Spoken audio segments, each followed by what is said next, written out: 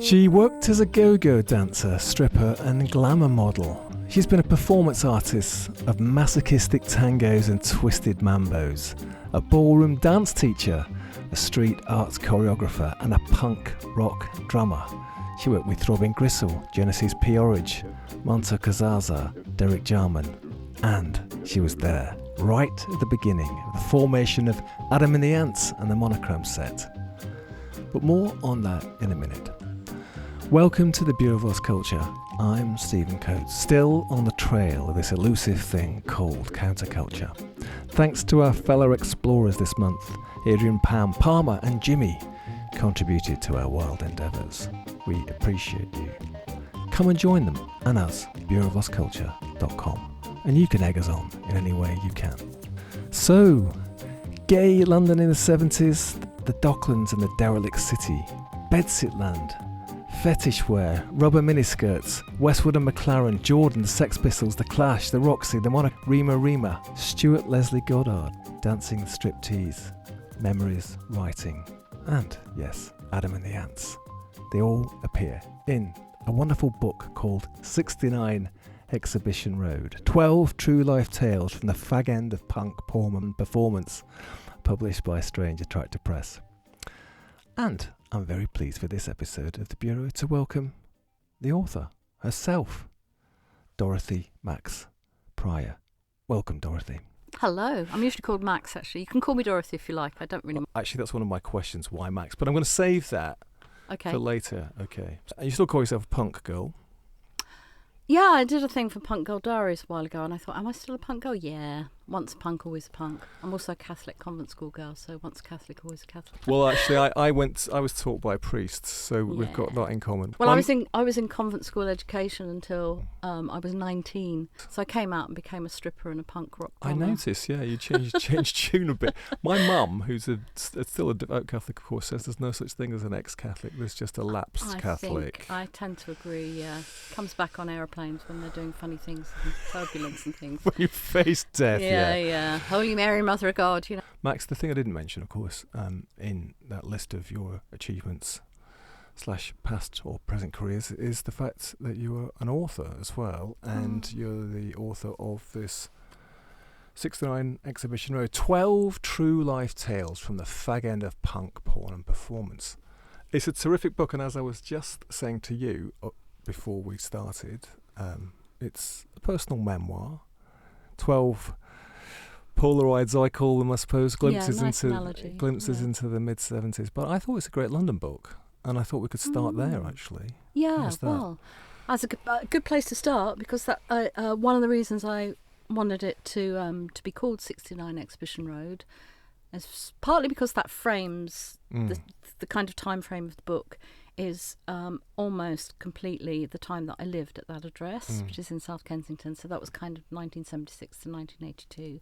The book has a sort of one story that's for the year before as a kind of scene setter of what was happening in London in 75. But it's very much a kind of, use the posh trendy word, psychogeographical kind of account of London times. You know, I feel that London is very much alive as a kind of character in the book. You know, we're in Soho now, which is probably radically different than when you were hanging out here in the 70s and 80s. But for me, it's quite fascinating to get these glimpses into the past life of the city. And in fact, on that subject, I wanted to start off, if it's okay with you, with a reading from the book. This is your little introduction. We're sitting in Brooks on Brompton Road, just up from South Kensington Station. We come here a lot, me and Andy. That is, we live just round the corner on Exhibition Road. We like Brompton Road, and we especially like it here. We like to sit in the window seat so we can see who's coming and going. An old couple, at least 60 they are, stand outside reading the menu. He's wearing a camel-coloured Crombie coat with a black velvet collar. He has proper gentleman's shoes, black leather, nicely polished. There's something slightly racy about him, but it's hard to say what. She's a little more showy. She has hennaed hair and ruby red lipstick. But what was she wearing? I really can't remember. Does it matter? Not too much, I suppose. But it's bothering me. Why do I remember some things so clearly? What somebody was wearing, what somebody else said decades ago, and not others? If, like Christopher Isherwood, I'm a camera, that I'm a malfunctioning CCTV, blinking on and off, capturing moments randomly and putting them into storage. Well, she'll have to be wearing something, perhaps a pink boucle jacket and skirt and black patent court shoes, that'll do. Rewind. Ah, there we are. There we were. That'll be us, says Andy. Oh, so you think we'll still be together when we're 60, I say. No, says Andy. We'll be married to other people. We're quiet for a while, watching as the old couple decide to come in, open the door, walk past us and find themselves a table. I can't imagine living to be 60. I can't imagine Andy at 60, married to someone else, but still meeting me for lunch. 40 years go by, and here we are, just like that. Oh, lovely to hear it. I mean, that's very touching, I thought. It sort of frames the book, and psychogeographically or from a personal point of view, that's a rather lovely bracket for you now and you then. And writing this book, writing the 12 stories, did that take you vividly back to that time? It did. I mean, one thing I wanted to do in that little intro, prologue, whatever, was be honest about memory and how memory works. So hence the owning up to so having the memory and being thrown back in there in the process of writing. And then, you know, when you're writing something and you suddenly go, oh God, but what was she wearing? I really remember what he was wearing. What was she wearing? And oh no, I can skip over that. And I thought, no, I won't skip over it. I'll actually own up to it, because I quite like it when writers own up to the process of recalling memories and yeah, you know, that whole thing of being a sort of faulty camera rather than a camera that records absolutely everything. But we've all had that experience of some things being completely vivid memories, and then something else that you think is more important, it's just disappeared completely. Yeah, I mean, the memories are a very interesting and strange thing, isn't it? Something which happened 2 weeks ago can seem distant, and something which happened years ago, I mean, you can remember it vividly because you can remember how it felt. I heard a program actually recently about a woman, an Australian woman who's got total recall. She remembers everything. Oh my goodness. Which is nightmarish, of course, including every dream she's ever had.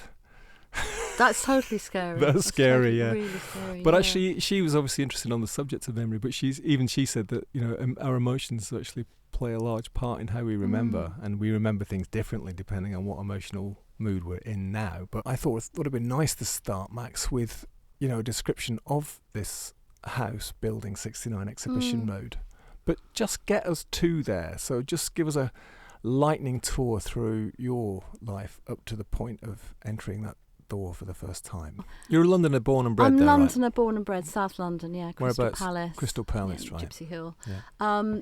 So in convent school education, Catholic education till I was 19. I went to teacher training college because I'm from a working class background, and that is what bright working class girls do, as it says in the book. I also had a place at Guildhall School of Music and Drama, but that was just a bit too scary at the time, and it would have cost money. And the thing about teacher training is you got your fees paid for. So I was quite kind of wide-eyed and innocent. The one thing I had done my whole life was dance, and so I suppose my first kind of foray into alternative culture was going to the Cockpit Theatre and becoming part of the dance group there, and through there meeting a boy called Timmy, gay boy, who was then my portal into, you know, the world of gay London. At the time I was what we'd now call questioning. I mean, just didn't know what I was. I knew I wasn't kind of quote unquote normal. I was very much in part of the kind of the gay scene and toying around with the women's movement, taking part in political demos and things like that, but just feeling a bit out of sync a lot of the time. I got chucked out of one political meeting because I was wearing a dress. You know, I mean, that was. People worry now about the kind of TERF versus trans wars, but I tell you, back then in the 1970s, it was also pretty terrible. People were in these incredible sort of sects. You know, right. you were stuck in one pigeonhole. And you weren't allowed to escape from that pigeonhole. So we talked a lot in this programme about the 60s, you know, the counterculture in inverted commas sort of thing. And then as the 60s turn into the 70s and it darkens, you know, it's almost like that sort of bright psychedelic colours start to darken. Yeah. Counterculture itself becomes more social activism, politics. There's an economic situation in the UK starts to go down the pan. It's a bit like now, isn't It's a it? bit like now, Yeah, exactly. strange. Dustmen on strike, turmoil in the government, loads of, except then we just kept having general elections, whereas now we have none. Right, exactly, just private elections for the privileged few. Yeah. But I was wondering if you could sort of set the scene as well about the city at that time. So, what was London like? Oh, a complete and utter mess. I mean, Derek Jarman's Jubilee, which I write about in the book and the making of, in a way, I think it's almost like a documentary, Obviously, it's kind of parody and surreal and blah, blah, blah. But all of those kind of images of bomb sites and just completely wrecked streets, he did quite a bit of filming in what's now, what was then the Docklands, but then the abandoned Docklands. I mean, it was completely wrecked, abandoned lump of London. And this was abandoned because it had been destroyed. This is still destruction from the war, or is it the wrecking ball? It's also it's that, but it's also the shift that meant that goods weren't coming in, by boat into the Docklands so much. So a lot of the Docklands people were just made unemployed, and all of these big warehouses were just left rotting. Right, and for anybody who doesn't know London, it's sort of out east. Canary Wharf, basically, Yeah. which is now gleaming, glass and steel and glittering buildings. I mean, that was an absolute wasteland. Right. It's a sort of J.G. Ballardian sort of future Yeah. dystopian Then it was sort of just things that- mud and wrecked Mud, yeah. buildings. You'd get this kind of strange thing where you'd get a complete, brown site going on as far as you could see, with maybe two odd red brick pubs, sticking up. And I was working in it. I mean, I was doing all my kind of go-go dancing and stripping in the East End of the Docklands and things. So those you just go down like Tidal Basin or somewhere like that. You just walked endlessly down a road, completely deserted road. Yeah, I mean it's the historically, of course, London still is technically a port, and it had all come up that far, hadn't it? So it had been a kind of rich, bustling area, and then in the age of the container, they all sort of unloaded down at Tilbury, right? So yes, these vast docks were no longer needed, and they just fallen into ruin, had they, or they'd been abandoned? They'd just fallen into ruin. I mean, wearing one of my other hats, sort of running street theatre shows and things. One of the places I've in recent years done shows is St Catherine Docks. And so that's right next to Derek Jarman and Andrew Logan's old place, on the Shad, the Shad Thames. Butler's Wharf is where their warehouse was, where they had all their wonderful parties and events. And that whole area that was completely deserted is now, luxury yachts and, incredibly expensive apartment blocks and things. So it's quite hard to imagine something. I tell you what I saw the other day, actually. There's a band called Unit 4+1, a 60s band, and they had a song, maybe it was one-off hit, called Concrete and Clay. There's a video on YouTube of them that was filmed on the site that's now the Barbican estate when it was just empty. Right. Well, Barbican's smack in the middle of the city, right, as well. Yeah. I mean, Covent Garden redeveloped. was bomb sites. It had the fruit and veg market in the middle of it that's now that sort of she, buy frou-frou items of clothing and whatever. But that was the fruit and veg market. But then that moved. I can't remember the year it moved to Nine Elms. But anyway, when it moved, it was then an abandoned building. And all around it were streets and streets of just, really run-down, old abandoned houses. Amazing. But then you did have busy bits of Covent Garden because you did have things like the Seven Dials Jazz Club. Right. So that was another thing I did, sort of, again, just thinking of that time pre-punk. I was very much into the sort of jazz scene.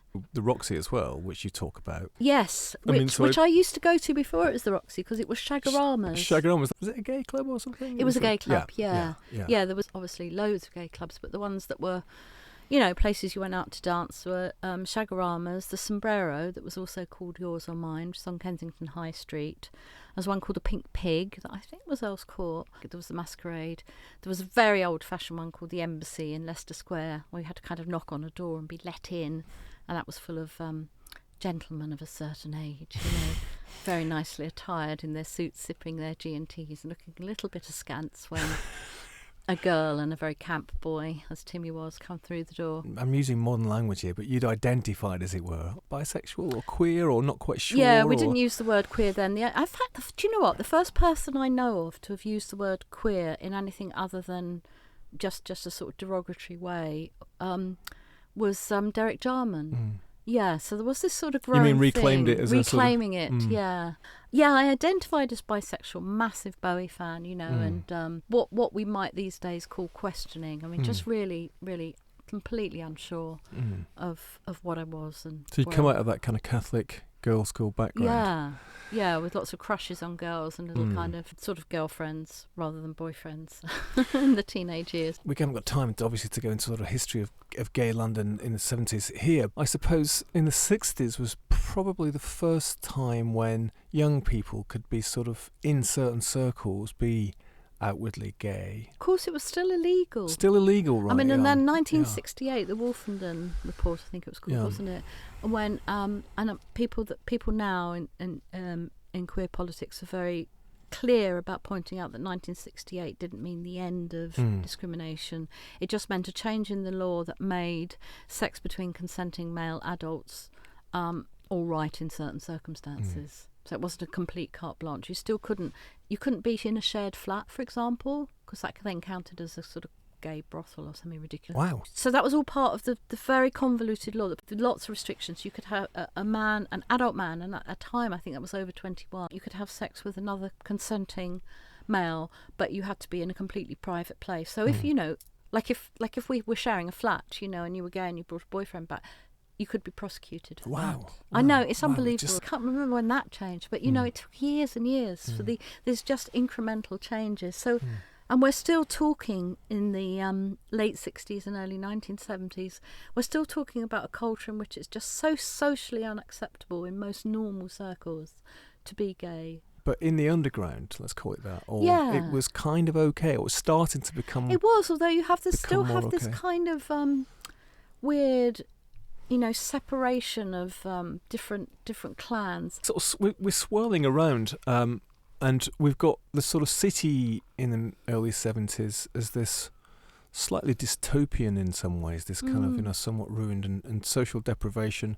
You've got the political activism going on, the women's movement's sort of on its way up. You've sort of not arrived because you're from London, but you've kind of come into the centre. And Timmy, who you've met, is your entree to this other world of gay clubs and a different kind of people.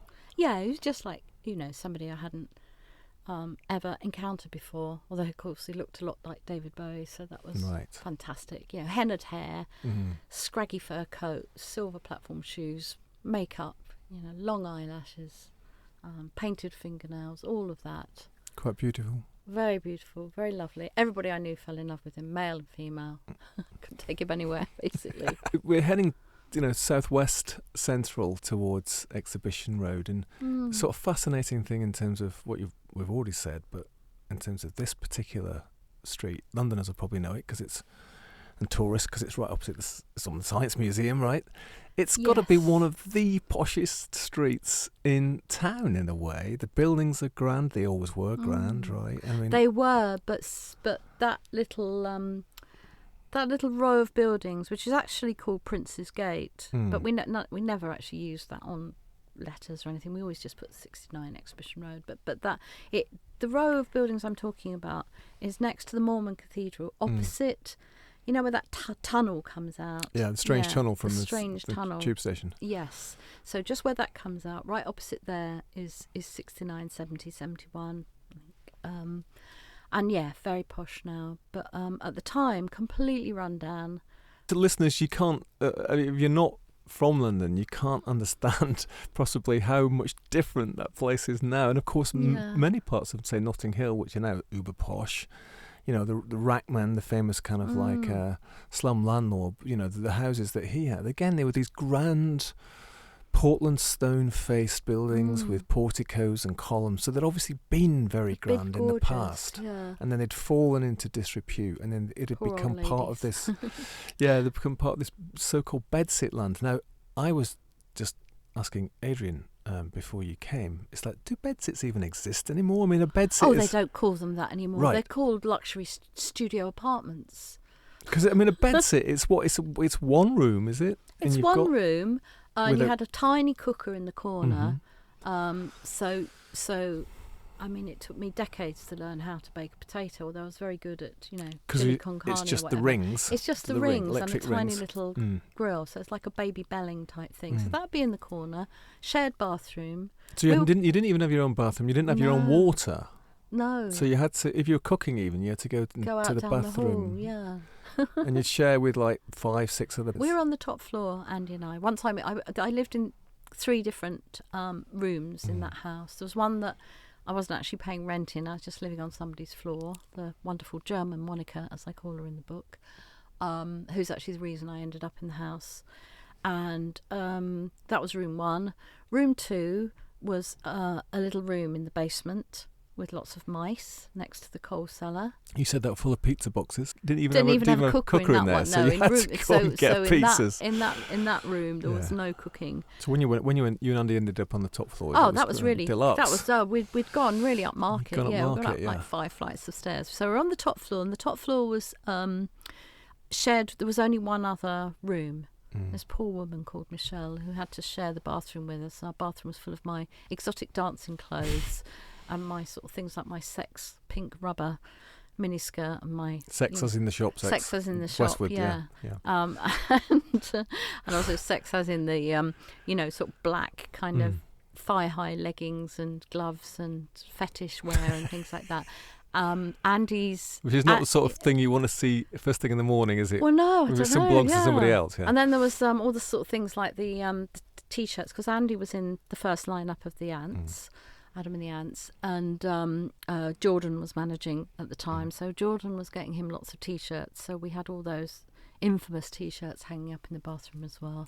The sort of gay cowboys and the Cambridge rapist and the you're going to wake up one morning and know what side of the bed you're lying on t-shirts. All worth a bomb now. Yes. Well, like a sort of Westwood gallery. But listen, we're jumping ahead there. But so you're on top floor. But let's just backtrack a little bit, because so you'd come via Timmy to know about this place. Let's go back, and who's Andy and how and why? Well, I was living on Monica's floor in Exhibition Road. So Monica was the person who lived there that I, the reason why I was first staying there was having nowhere to live and living on her floor. And there was only one phone in the whole building, and that was a payphone that took 2p pieces that was down in the basement.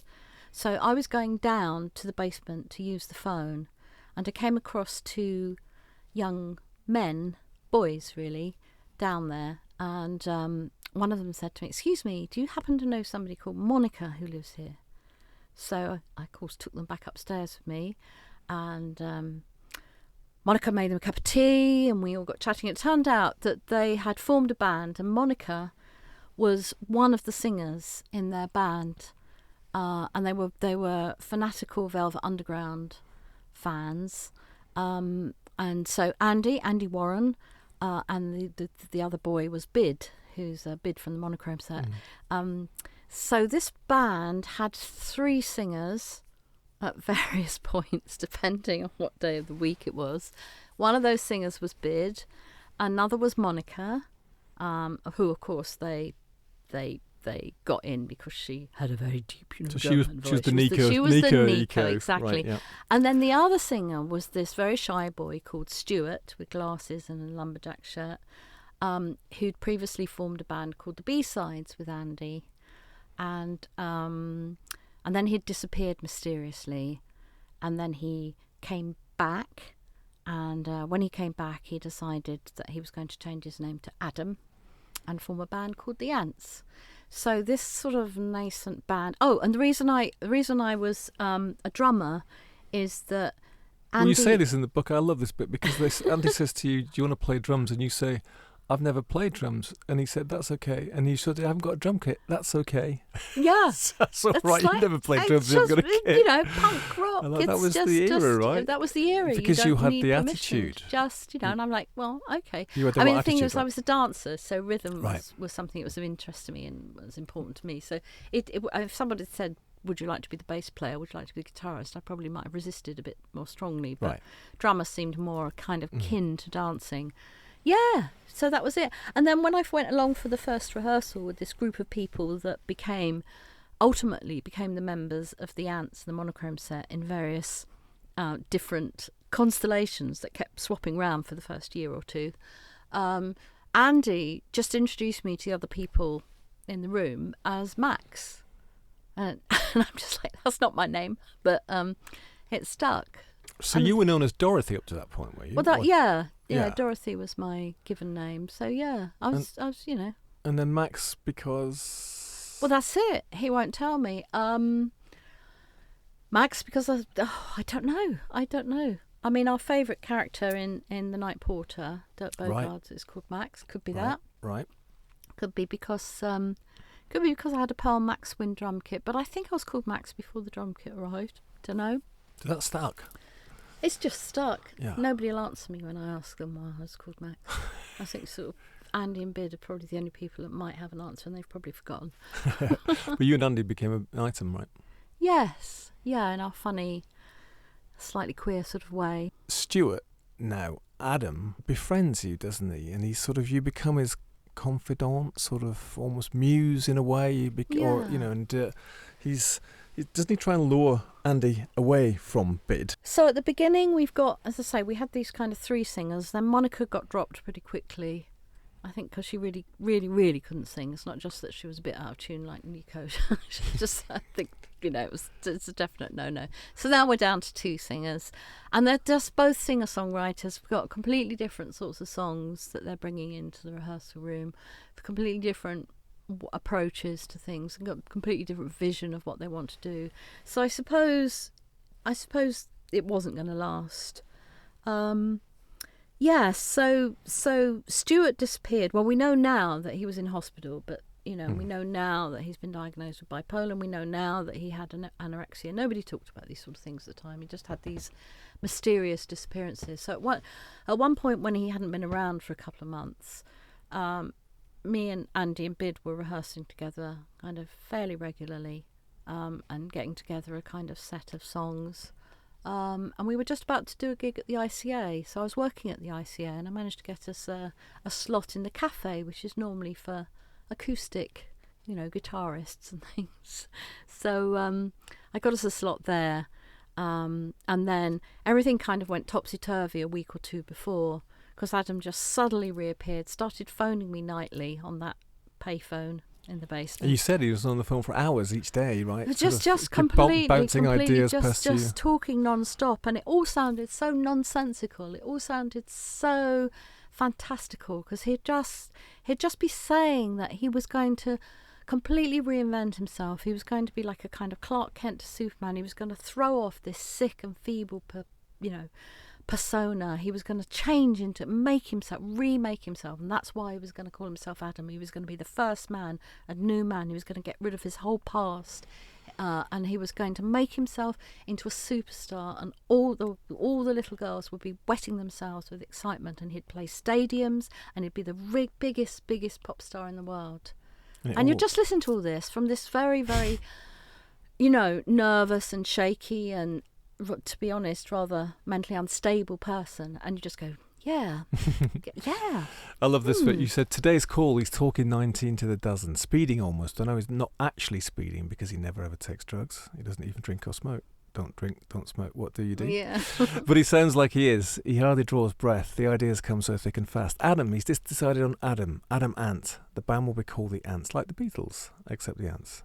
But they'll be bigger than the Beatles. I mean, what is extraordinary about that is that this vision that he has, which is quite crazed and you might say unrealistic, actually comes true. It comes true, and he makes it come true. And then a couple of years down the line, when it gets to the point where he and Andy are just not functioning together, well, it's not just he and Andy, it's he, Andy, Matthew, the big fallout that ended up in the split in the band. It's basically he's just become more and more kind of centred on pushing himself forward, regardless of what anyone else thinks about anything at all. And although it's not a band, it's about him. It becomes much more about him. Yeah. So there's lots of fallings out over the making of the first album, Dirt Wears White Socks. Basically, Adam and Dave Barb end up, kind of staying together and I think partly because Dave is just really, he was much younger. And Dave Barb's the drummer. Yeah, Dave Barb was the drummer. He's younger, he's very easygoing, he gets on with everyone, and crucially, Adam doesn't play drums. So Adam sings, Adam plays guitar, Adam plays bass. So Adam would be doing things like kind of overdubbing other people's parts when they were making the album. Andy was obviously getting very upset about that. Matthew was getting very upset about that, you know. So that was really at the kind of core of what was going wrong when Dirk Wears White Socks was being made. For you to, I mean, because it's quite rapid, isn't it? I mean, they get signed, and you know, he's driven lots of people in a way who are, you know, have got that sort of strong vision that are also quite difficult, aren't they? I mean, it seems to go hand in hand. Yeah. Right? And what was it like witnessing that then? To sort of, you know, these people, Andy's your partner, and they're all mates and stuff, and then get on this kind of rocket ship to stardom. Yeah, it just got really, really difficult. Mm. And by now I'm playing in my own band, Rema Rema, with Marco Peroni as guitarist, who by now I'm going out with. So we have this very strange situation when the Ants, when we have the whole kind of blow up where Adam ends up asking Malcolm McLaren to manage him, and then either Adam sacks him or Malcolm sacks Adam, depending on which version of the story you believe. But basically they go their separate ways, but Adam keeps the name.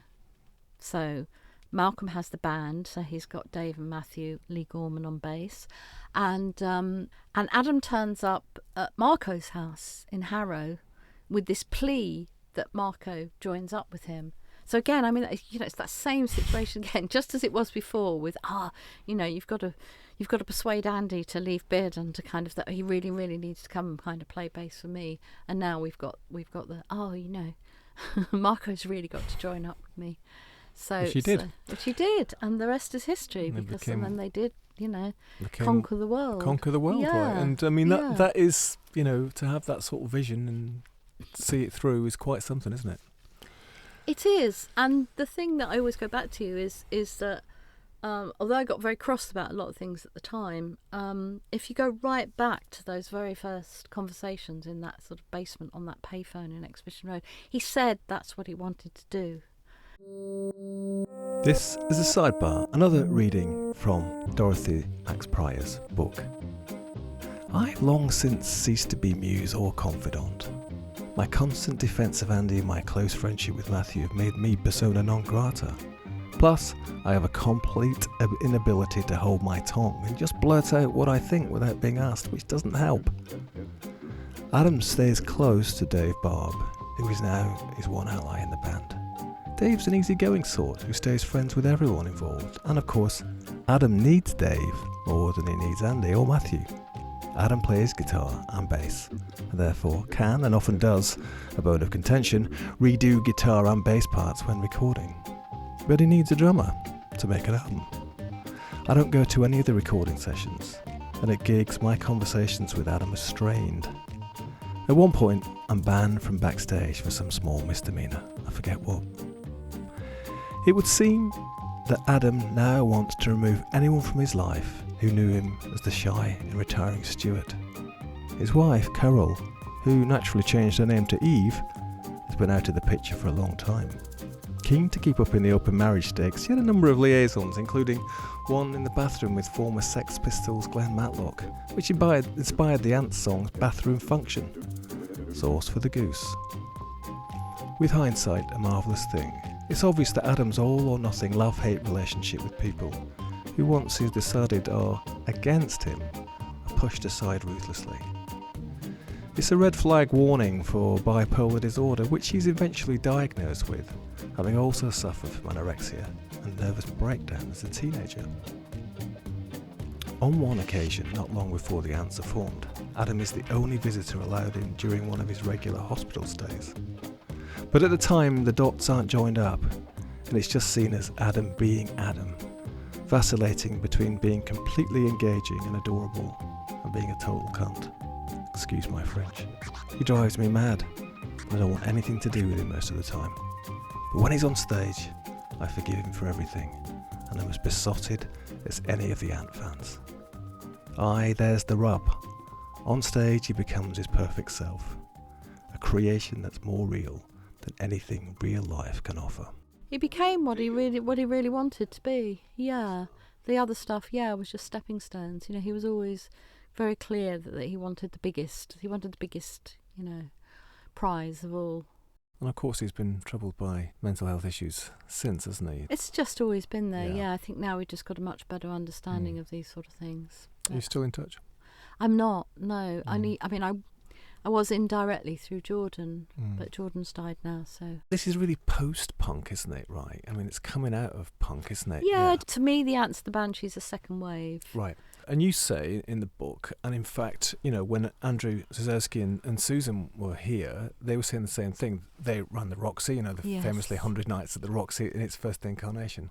And so, there wasn't anything such as punk. This was an invention after the fact by journalists and stuff. These kind of quite disparate bands, with all sorts of different styles and different sounds and different clubs, and they got bunched together as this thing called punk, and it was very brief, wasn't it? So that was you were at the heart of that. You were going to the Roxy, were you, and you were seeing all those bands at the time? Really, I think for a lot of us, the thing with no name, the thing that Peter York called them, this alternative wonderful counterculture thing that was, as you say, a real cornucopia, sort of mixing pot of lots of different things. That kind of died at the end of 76 when the Sex Pistols were on Bill Grundy, and suddenly the tabloids had this word punk to throw around at people. And then you had Clash signing to CBS, right? Which Mark Perry of Sniffing Glue, that for him denotes the moment that punk died. Because the Clash had taken the dollar. They were supposed to represent all this kind of alternative politics and anti-capitalism stance, and they signed to CBS, and it was just like, oh. So in a funny sort of way, even though they never saw themselves as punk, Throbbing Gristle who I was also sort of involved with, and at the time, in a way they were kind of closer to the punk ethos of DIY. We're going to have to pause there for a little bit of exposition, Max, because for anybody who doesn't know Throbbing Gristle or Psychic TV or Genesis, just give us paint a picture of who they were. Genesis, P Orridge and Cozy Fanny Tutti were two performance artists from Hull, and they came out of the Hull Arts Lab scene. So there was this whole alternative late 1960s, early 1970s performance art, stroke music scene that was happening in various places around the UK. Then they moved to London, and so Come Transmissions did these esoteric and shocking performances that usually involved, nudity and sometimes bodily fluids and live sexual activity and very loud, raucous music. And in October 1976, they had an exhibition on at the ICA, the Institute of Contemporary Arts, that was called Prostitution, and it was mostly about the hub of it was Cozy's work as a porn model, so all the pictures from porn magazines that had been framed and put on the wall. So this is a whole thing questioning what art is. The artist is choosing to frame herself, and therefore it is art. So, Everybody's a Prostitute is the title of. Yes, which I stole from a Subway Sex song. And on that evening of the press night, the opening night of Prostitution exhibition, the Come Transmissions, as they were called then, did a gig under the name Throbbing Gristle. So, and a lot of people saw it as a kind of art prank. I mean, I don't think for a minute most people there thought they were actually going to sort of stay with it and actually start a record label and put out music. But they did, and became, the pioneers of industrial music, noise music. For you, do you think the sort of punk, countercultural punk spirit, that's one of the places that it went? Clash signing to CBS was the kind of the end of an era, but the spirit itself went off in that direction with experimental art, terrorist type stuff. Yes, and the idea of just creating music and sound making yourself. So part, although they were all very different, the part of that kind of circle of people that were trying to forge their way in something that was different to the punk path were Throbbing Gristle, Cabaret Voltaire, my own band Rema Rema. Tell us about Rema Rema then. I kind of played with what became the Monochrome Set after Andy left and joined the Ants, and then it didn't kind of quite work out. It didn't feel quite right somehow. So there I was in my drum kit and nobody to play with. I auditioned for Subway Sect, and I was kind of in the band, sort of in the band for half a day. And then Vic Goddard phoned me up the next day and said, "Oh, sorry, I don't know, we can't make a decision." And so I wasn't in Subway Sect after all. And it was Andy who saw an ad in Melody Maker, and it just said drummer wanted, no hi-hats, and it mentioned craft work. I think it mentioned the Velvets, or anyway, so it just very much looked as if it had my name on it, just one name and no surname, Marco, and a phone number. So I phoned up and met up with him and the others from the band. And that was it. We formed a band together, a band that was very much kind of inspired not just with things like Kraftwerk and the Velvets, but with those, you know, the sort of German tradition of things like Can.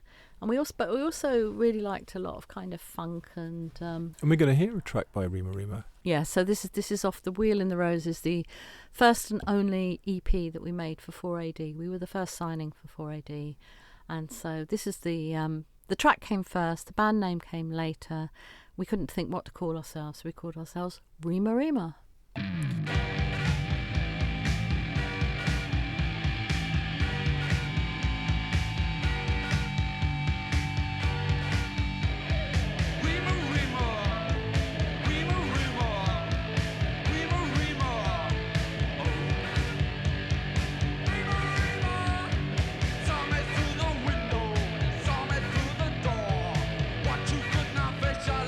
Watch your through the floor.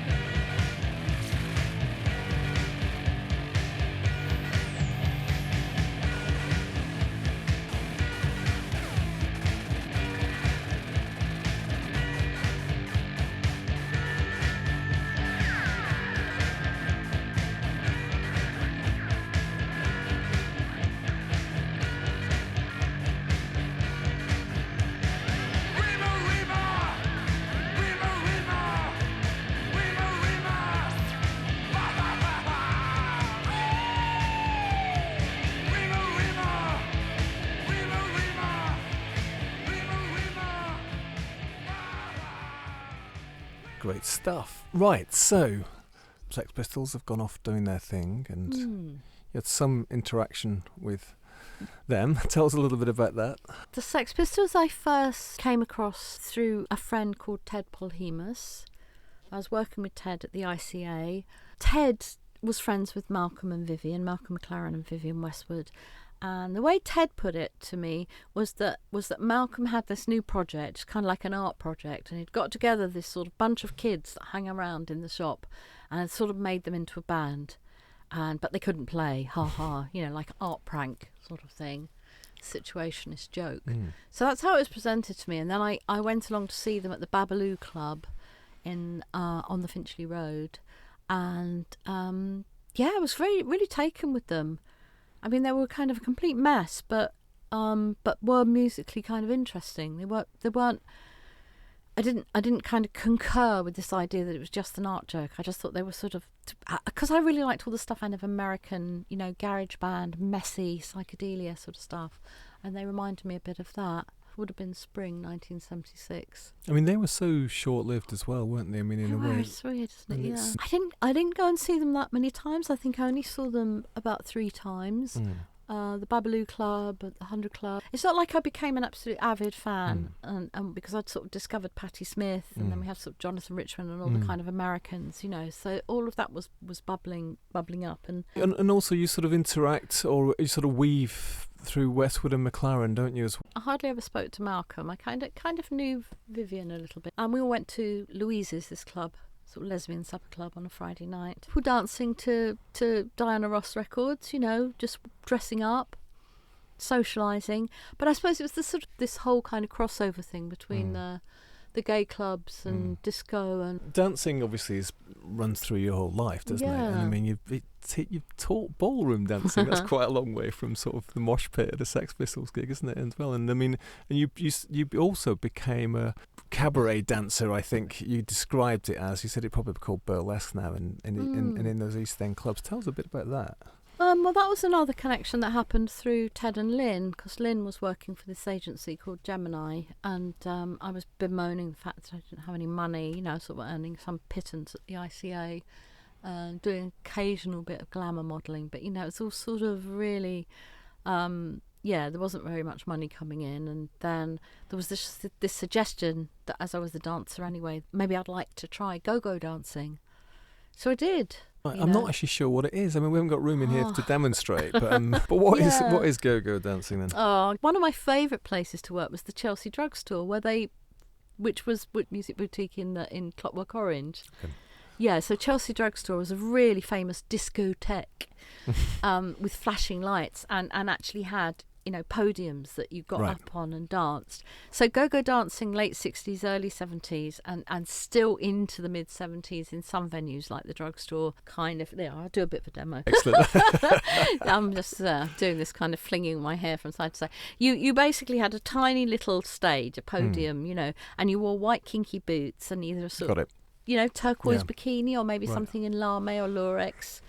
And then they kind of introduced topless go-go dancing, where you kind of whipped your top off for like 5 seconds at the end, and then that went into the whole kind of striptease thing. You also said earlier that you used to do that in the East End and in the docks as well, and that was a favourite place for you, right? Well, the thing about the East End and the City and the Docklands is they were actually very lucrative financially. You'd get booked as a dancer and you'd go-go dance, but then you'd do a striptease at the end, so you went round with a jug and collected money and put on your best costume, and the very last number was the striptease.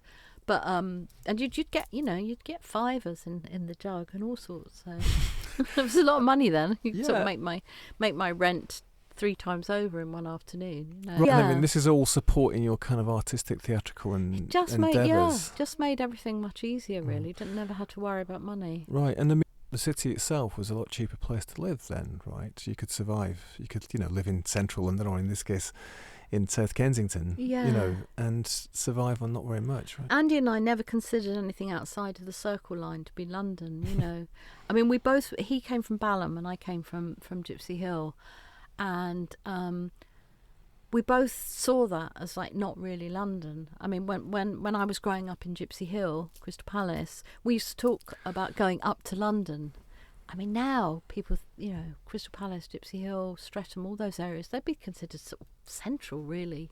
Yeah, of course. I mean, I remember even when I came, places like Clapton seemed impossibly far away. Yeah, they're not London. Yeah. But they are now. I mean, Clapton's know. like hipster central, Yeah. So it's just expanding out and out and out. It expanded as far as what used to be called the Stockbroker Belt, didn't it? And then there wasn't anywhere else for it to go, and then people started going to Berlin or Athens. And if you were the artistic bent, because you couldn't really afford to, kind of lifestyle that you were leaving is impossible, right? Yeah, so our stomping grounds were King's Road, of course, as is well documented by everybody everywhere. Soho, a little bit into Camden, but that was quite a way out, Max, we're running out of time, but could you dance us, as it were, to the end of the period that this book covers? So, all this has gone on. You're actually at Exhibition Road for 6 years, actually? Yeah. So take us through to the end and why you left and where you went to. We got bought out because of the early 1980s property boom. Suddenly people went, aha, all these people are living in this completely wrecked old house that we can do up. So we got paid off, and Andy and I went our separate ways. Yeah, he went back to his parents in Balham. I went to Marco's parents in Harrow, even though I'd split up with Marco by then. His parents had adopted me, so I went there. The point we get to at the end of the book, I've sort of played in a few other bands. I played in the Weekend Swingers, which was a sort of put-together band that had both Marco and Andy and me in it. But we were sort of fun, playing cover versions and things. That we used to play at a club around the corner from here, actually. We used to play in Gossips, Billy's. Right. Yeah, at a night called Gaz's Rocking Blues. Gaz's Rocking Blues? Yeah, with Gaz Mail. So so that was a fun thing. That was really nice to do something fun with Marco after all the stress of, Rema Rema splitting up. And it was, of course, fun to be playing with Andy again, because that's how it all started. Then when Marco and Andy left that in order to pursue their proper jobs with the Ants and the Monochrome Set, I stayed with the others, and we changed our name to the L Trains. But it was a bit too regular kind of rockabilly for me. It was all right, but yeah, I had a year or so of doing that. And it was the first time I'd ever played the regular rock circuit. So I did everywhere, did all those places, the Nashville and the Marquee. And the city itself starts to change, doesn't it? You say this is the kind of 80s, so Thatcherism, well, we had all the riots. Riots. I mean, when we were playing with the L Trains, we'd be driving through, burning streets and things like that.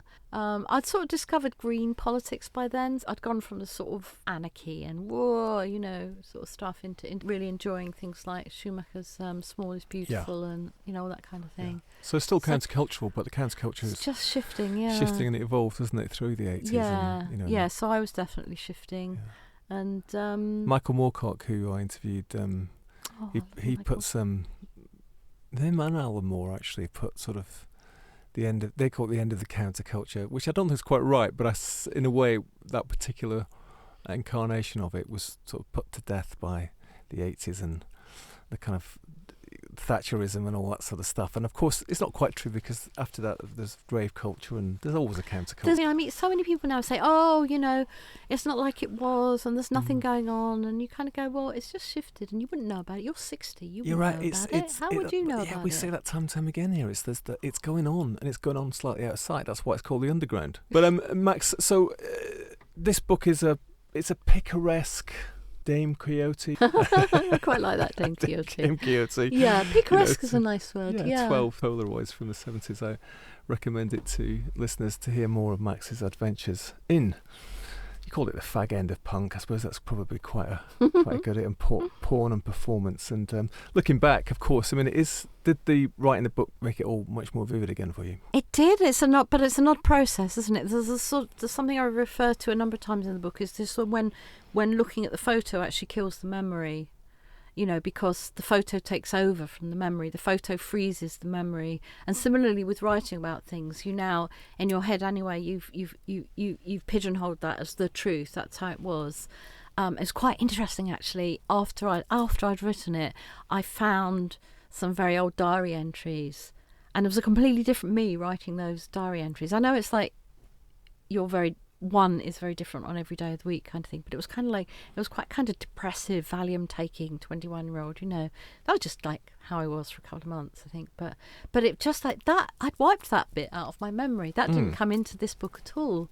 So I just thought, oh, you know, it's really interesting because you could actually just keep rewriting the same thing. Some memories, it's like, well, do you actually remember that, or is it just that you've seen the photograph So of many it, which times, you know, or have people told you about it, or something like that? You know, it's interesting with journals, isn't it? Because you know, I've always been a journal writer, but God, I mean, you wouldn't want anybody to read them. It's not like Samuel Pepys. I mean, this is a bit Samuel Pepys-like, of course. Yeah, things that you write that you intend to be read. I mean, I do morning pages. You know, like the sort of artist way. And there's no way. I mean, I'll have to write in my will somewhere that they have to be burned. Oh God, yeah, we're mine absolutely too. not Mine intended too. for anyone to they've read. got That's to go on the just bonfire. splurge. So you do change and edit, and obviously you're making choices about. So you remember things, and then you decide which of those memories are going to go in, and how you're going to kind of frame them, and it's all constant edit. What for you was just life. You know, you're a young woman in London, meeting people living a certain way, and it's then. Later it becomes this bit of history called punk, you know, with exhibitions and books written about it and countless interviews and stuff. But it just happened to be your life at the time, didn't it? And then everybody else was living their life too, and some of it was not reinterpreted by history. So yes. It's forgotten. Yeah. You get these little clumps of people, don't you? I mean, so many people that are mentioned in this book and we're friends with, you know, we didn't know we were all good. So many of them are kind of become pop stars or became famous filmmakers like Derek Jarman or John Mabry or famous musicians, famous visual artists. It's quite kind of interesting how you just do get groups of friends that all somehow go off and do things. Well, thanks so much for telling us some of these tales. There's a lot more in the book, listener. We didn't dig into all sorts of other stuff that's in there, so I recommend. It's, as I said, it's not only a great memoir and beautifully written, but also it's a wonderful picture of the city at a particular time. So, Max, thanks for coming to the Bureau of Lost Culture. Thank you very much for having me. Thanks to Max. That was great fun, and as you can tell, listeners, Max is great fun, great value, as is her book 69 Exhibition Road, published by Strange Attractor Press. It's beautifully written, very evocative of a particular era and a particular bunch of people, and a terrific picture, or 12 Polaroids as I see it, of this city in time. I love London, but it is amazing to think how different it was then. Cities always change, don't they? And there's little point being sentimental or nostalgic. As Max said, people have always complained about changes, always saying it used to be better. But someone said to me fairly recently, it's not that Soho was better when we first came to London, it was just that we were better, maybe. Younger and excited about being there. Thanks for joining us. Leave a review if you like, wherever you're listening, or recommend us to a friend. And come back next time for more tales from the underground. Here is another Rema Rema track to finish. Goodbye.